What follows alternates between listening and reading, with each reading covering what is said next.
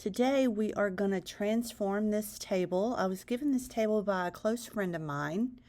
She actually gave me two of them, so I've got two projects I can do, but I'm working on this one today. The tabletop that looks like marble is actually a sticker, so it does not come off. This table's set out in the rain a couple of times, and so it's easiest just to sand it, get it good and rough. I'm using an electric sander, and now I'm going to just wipe off where I've sanded, get it good and clean. Here is the material that I use to get this to stick. Liquitex Gesso, however you want to say that, and then a throwaway paintbrush. And I'm going to apply a very thick layer of gesso to this project so that my paint will stick really well. And I'm going to let this dry overnight. So I'm going to set it aside and just let it dry. Then the next day, I am going to take a block sander, just a piece of sanding paper, and get it to where it's not bumpy on the table, where it feels smooth. That way when I paint it, it will be smooth and look really finished and good when I get through painting it. So I'm going to apply some white and yellow Liquitex acrylic paint. I'm going to use a roller because it just goes on smoother and it doesn't have any lines. And I'm going to let this dry overnight. It's going to have like a marbly effect because I didn't combine the white and the yellow. I just let it go where it was going to go. For that reason, I'm not going to overwork this too much. I'm just going to make sure it's all on there. Now I'm using a projector. I created an image in Midjourney, and I'm going to use a projector to put it onto this table in the position that I like. I like this better than gridding a project, especially when it's small and it's pretty easy just to project it. I really like this image. It's kind of a mechanical girl. I'm going to start with the flowers here and the face.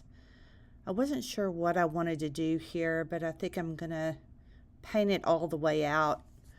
I could have done just the outline, which would have looked really good too, but I'm going to finish this out. And I'm finishing out the eyes. I'm doing some of this with Posco markers. It's just easier to use those sometimes.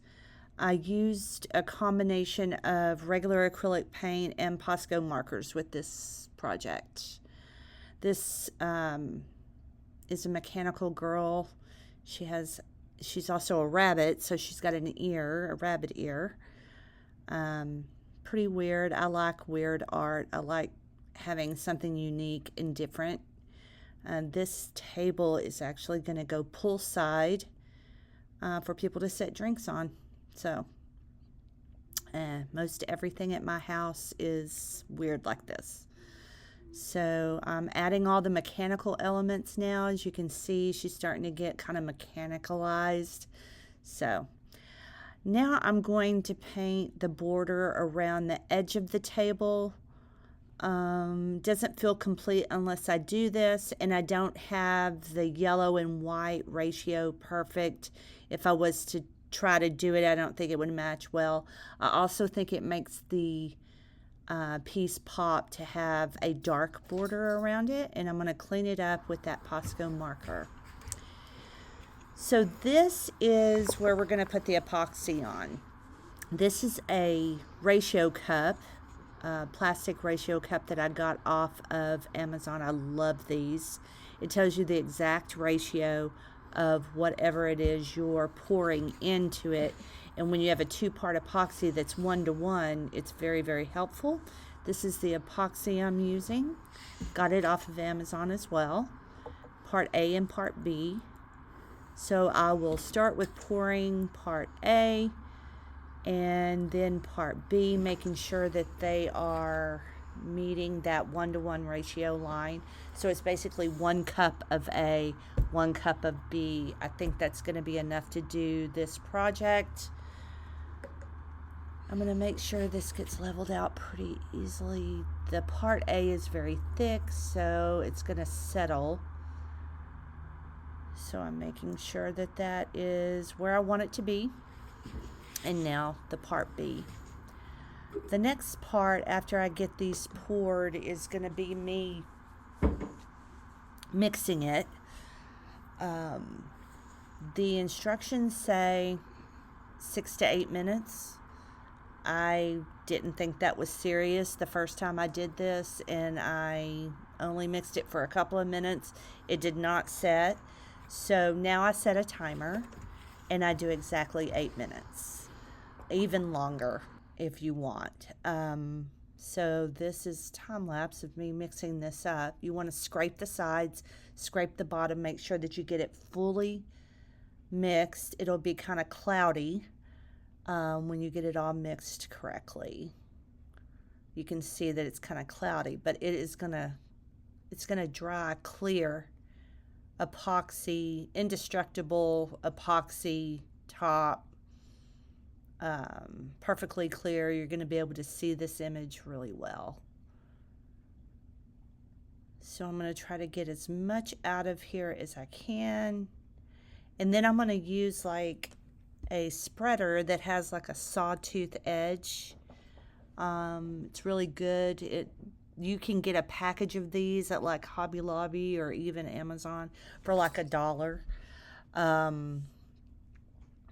And you can see that it's like allowing the epoxy to go through it, but at the same time it's spreading it. So you want to make sure it's all spread evenly. The epoxy will settle. So all those lines that you see, all that's going to settle out. I'm picking up anything that dripped off the floor. I'm using a brush on the sides just to make sure that that epoxy gets all of the project, because this is going to be sitting outside. It's going to be getting rained on potentially. I want to make sure that the sides are completely covered with that epoxy. That way it dries to a hard shell. Now I'm going to take air gun or heat gun on the lowest setting. I've sped this up a little bit. You don't need to do it this fast, but it will remove any bubbles that you have. So I just want to get it put across there, make sure all the bubbles are gone, and then we have our finished product. Please subscribe to this channel if you enjoyed this video or if you learned anything from it. You can also find me on Instagram at Leslie Weisenbaker. I hope you guys have a great day. Bye.